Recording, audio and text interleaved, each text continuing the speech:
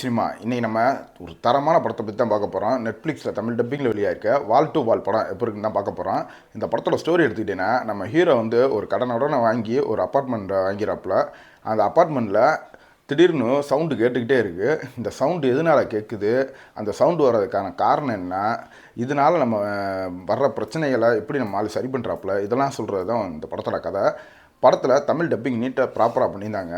படத்தில் நடித்த எல்லாருமே ஒரு சூப்பரான பெர்ஃபார்மன்ஸாக அல்டிமேட்டாக கொடுத்துருந்தாங்கன்னு சொல்லணும்.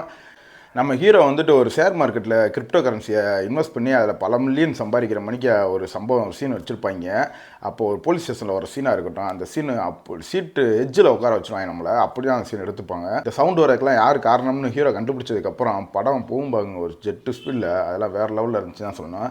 படத்தில் சவுண்ட் எஃபெக்ட்ஸ் ஆகட்டும், சினிமாட்டோகிராஃபி ஆகட்டும், எல்லாமே டாப் நாச்சில் இருந்துச்சு. அப்போ நம்ம ஹீரோவை போகிற பெர்ஃபார்மன்ஸு அல்டிமேட்டான ஒரு பெர்ஃபார்மன்ஸ் கொடுத்துருந்தாப்புல. நம்ம ஹீரோவை ஃபாலோ பண்ணாலும் இந்த படத்தை மாற்றி பிடிச்சிடலாம்.